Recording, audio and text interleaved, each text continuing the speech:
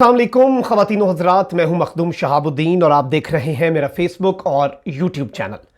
मरियम नवाज़ ने बहुत ही हौलनाक और बहुत ही घिनौना इल्ज़ाम लगाया है हुकूमत वक्त पर, और ये इल्ज़ाम इतना स्वेयर है कि इसकी तहकीकात भी होनी चाहिए और इसके दीगर मुहर्रिकात का भी हम आज की इस वीडियो में जायज़ा लेंगे।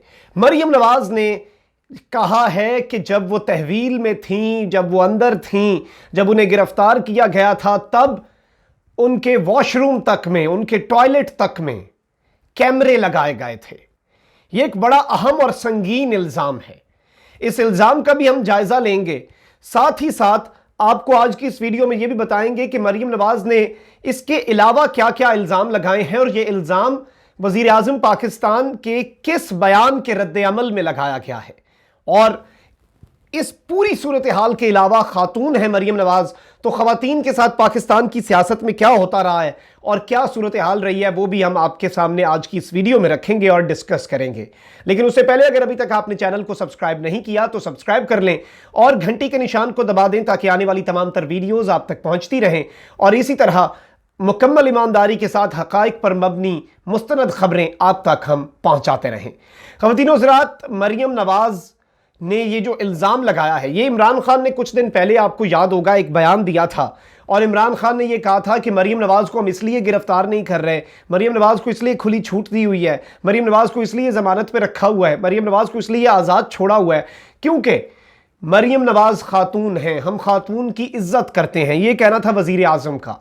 और साथ साथ उन्होंने कहा लेकिन ये बड़ी अजीब बात है कि मरियम नवाज़ इस चीज़ का फ़ायदा गलत उठा रही हैं और मरियम नवाज़ इदारों को मलाइन कर रही हैं, बाहर बैठ के पूरी कॉन्स्पिरेसी कर रही हैं, सारा प्रोपेगेंडा ये खुद कर रही हैं। ख्वाजा आसिफ हों, अयाज सादिक हों, मोहम्मद ज़ुबैर हों, जो भी इनका रहनुमा एहसन इकबाल हों, इन सब से बयानात भी मरियम नवाज़ ही दिलवाती हैं प्रेशराइज़ करा के नवाज़ शरीफ से कि अपनी ईमानदारी और अपनी वफादारी का सबूत दो, तब जाके तुम्हारा ये जो तुम्हारी वफादारी जो है वो हमारे साथ साबित होगी जब तुम एस्टैब्लिशमेंट और फौज के खिलाफ बयान दोगे, क्योंकि या तो तुम उनके साथ हो या फिर तुम हमारे साथ हो। ये मरियम नवाज़ का कहना है। अच्छा, ये अभी गिलगित बल्तिस्तान में थी और एक निजी टीवी ने इनका इंटरव्यू किया। इस इंटरव्यू के जवाब में मरियम नवाज़ से बड़े इंपॉर्टेंट सवाल भी पूछे गए, क्रॉस क्वेश्चनिंग भी हुई और बड़ा दिलचस्प ये इसका एक पार्ट था। अब ये पार्ट जो है मुकम्मल नशर भी अब नहीं किया जा रहा। ये पार्ट में आपको बता दूं कि मरियम नवाज़ ने क्या क्या इल्ज़ामात लगाए। सबसे पहले कहते हैं उस वक्त औरत की इज्जत कहाँ गई जब मेरे बाप के सामने मुझे गिरफ्तार किया गया। जब एक बाप के सामने उसकी बेटी को गिरफ्तार कर देते हैं आप, तब औरत की इज्जत आपको याद नहीं आती और आज आपको औरत की इज्जत याद आई है।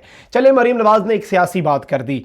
ये तो हुआ भी था, जाहिर बात है, मरियम नवाज़ को गिरफ्तार किया गया था। मैं खुद उस फ्लाइट में था 2018 में, और जिसमें मरियम नवाज़ और नवाज़ शरीफ वापस आए थे जुलाई में 2018 में। ये बल्कि पीछे बैकग्राउंड में आप तस्वीर भी वो एक देख सकते होंगे एयरलाइन की। तो मैं इस पूरी फ्लाइट को कवर कर रहा था। वो तो जाहिर बात है मरियम नवाज़ गिरफ्तार हुई थी, उसमें कोई वो दूसरी राय नहीं है। लेकिन इसके बाद जो उन्होंने इल्ज़ामात लगाए ये बड़े घिनौने इल्ज़ामात हैं। इन मरियम नवाज़ ने कहा कि मेरे कमरे में और मेरे टॉयलेट में इन्होंने कैमरे नस्ब किए हुए, ये मेरी एक एक मूवमेंट, मेरी एक एक चाल, एक एक चीज़ ये लोग ऑब्जर्व करके रिकॉर्ड करते हैं। अच्छा, अब ये जो बात है, इसे सवाल अब ये पैदा होता है कि मरियम नवाज़ ने इसे पहले क्यों नहीं बताया, उस वक्त क्यों नहीं बोला और अब क्यों बोल रही हैं, और अभी भी ये कह रही हैं कि मैं इस मामले पे मजीद बोलूंगी, अभी मैं इस मामले पे कुछ भी नहीं कहना चाहती, अभी वक्त नहीं आया, सही वक्त नहीं आया, it's not the right time. ये कहना है मरियम नवाज़ साहिबा का। अच्छा, अभी आज से कुछ हफ्ते पहले शहबाज शरीफ ने भी ये इल्ज़ाम लगाया कि मुझे स्पाई किया जा रहा है, मुझे मेरी रैकी की जा रही है, कैमरे लगे हैं। प्लम्बर बुलाए गए नैब के अंदर और नैब ने प्लम्बर बुला के सारा बाथरूम का पूरा निजाम खोल के दिखा दिया कि आज आपकी तसल्ली करा ही देते हैं, लेकिन उधर से कुछ नहीं मिला। तो शहबाज शरीफ साहब ने कहा शायद मैं जेल में हूं तो मैं परेशान हूं, मैं बड़े प्रेशर में हूं, इस वजह से मुझे अजीब अजीब ख्याल आ रहे हैं। अब मरियम नवाज़ ने इससे पहले एक और इल्ज़ाम लगाया जिसे उन्होंने इस इंटरव्यू के अंदर पेश किया और इस इंटरव्यू के अंदर उन्होंने बताया, फिर से रिपीट किया। वो इल्ज़ाम था कि अगर आप दरवाज़ा तोड़ के मरियम नवाज़ के बेडरूम तक पहुंच सकते हैं तो फिर तो आप कुछ भी कर सकते हैं। ये कैप्टन सफदर वाला कराची का वाकया वारी होटल का, ये मरीम नवाज ने उस वक्त भी कहा कि चादर और चार दीवारी का तकद्दुस पामाल हुआ है, मैं एक खातून हूं, मैं साथ थी, और ये पूरी सूरत हाल जो थी आपने के सामने थी कि मरीम नवाज ने क्या क्या इल्जाम लगाए। अलबत्ता बाद में इंकशाफ हुआ कि कैप्टन सफदर और मरीम नवाज अलग अलग कमरों में रह रहे थे, वो एक कमरे में थे ही नहीं, और जिस कमरे से कैप्टन सफदर गिरफ्तार हुए उस कमरे में मरीम नवाज नहीं थी। इन्होंने अलग अलग कमरे वारी होटल में बुक कराए हुए थे, और मेरे जराए ने भी वहां से ये कंफर्म किया, मेरे कुछ दोस्त वहां पे मुकीम थे जिन्होंने वहां पर उन्होंने बताया कि मौलाना फजल रहमान जो है वो भी वहीं पे मुकीम है, पूरी ऑपोजिशन सिंध जलसे के लिए, कराची जलसे के लिए वहीं पर मौजूद थी। तो इनके अलग अलग कमरे थे, ये बात कंफर्म हो गई थी। उसके अलावा मरीम नवाज का गार्ड दरवाजा तोड़ रहा है गिरफ्तारी के बाद ताकि ताला टूटे हुए की हम तस्वीर ले सकें। खैर वो इल्जाम तो गलत साबित हो गया। मरीम नवाज एक स्टेप आगे गई हैं। मरीम नवाज ने जो टॉयलेट वाली बात किया, जहां पर जाहिर बात है मरीम नवाज नहाती भी थी, वहां पर रहती थी, तो उस टॉयलेट के अंदर अगर ये रिकॉर्डिंग की गई है तो मरीम नवाज पहले क्यों नहीं बोली है? क्योंकि ये बड़ा संगीन इल्जाम है, ये बहुत ही सख्त इल्जाम है। खातून की बेहुरमती बहुत ही हमारे मुआशरे में, बल्कि आप कहें कहीं पर भी, लेकिन हमारे मुआशरे में ज्यादा इसे अहमियत दी जाती है। और इसी चीज को इमरान खान ने, वजीर आजम पाकिस्तान ने वो भी किया, यही बात कही कि भाई हम इसलिए गिरफ्तार नहीं कर रहे कि ये खातून है, शी इज अ लेडी, हम इसे कैसे गिरफ्तार कर सकते हैं। तो ये जो अब सूरत हाल बन चुकी है, मरीम नवाज का बड़ा ही घिनौना इल्जाम है, और ये सियासत की गेम बहुत ही गंदे मरहले में अब दाखिल होने वाली है। गंदी सियासत इससे पहले होती थी, जो नवाज शरीफ साहब के दौर में भी ये करते थे। मोहतरमा बेनज़ीर भुट्टो शहीद साहिबा को ये वो एक दफ़ा पीले कपड़े पहन के आ गई पार्लियामेंट में बतौर वज़ीर आज़म, तो इन्होंने येलो टैक्सी बुलाना शुरू कर दिया। मोहतरमा बेनज़ीर भुट्टो शहीद साहिबा को उनकी बरैना तस्वीरें ये लोग ऊपर से फेंकते थे। तो ये एक बहुत पहले से होता आया है। रेहाम खान की किताब लिखवाई गई, ख़वातीन के ऊपर चले। अभी अली अमीन गंडापुर ने एक स्टेटमेंट दी, बड़ी उसकी मजम्मत करनी चाहिए। इधर से नून लीग वाले कौन सा कुछ कम स्टेटमेंट्स देते हैं। फिरदौस आशिक अवान के मुतल्लिक ये लोग स्टेटमेंट दे चुके हैं कि वो मेकअप उतारे तो अंदर से कुछ और निकलेगा, फिरदौस खान निकलेगा, और इस तरह की स्टेटमेंट, ट्रैक्टर ट्रॉली और ये वो। तो ख़वातीन की जो ख़वातीन के मुतल्लिक गंदे और नाजेबा और डेरोगेटरी रिमार्क्स पास करना पाकिस्तान की सियासत का हिस्सा रहा है।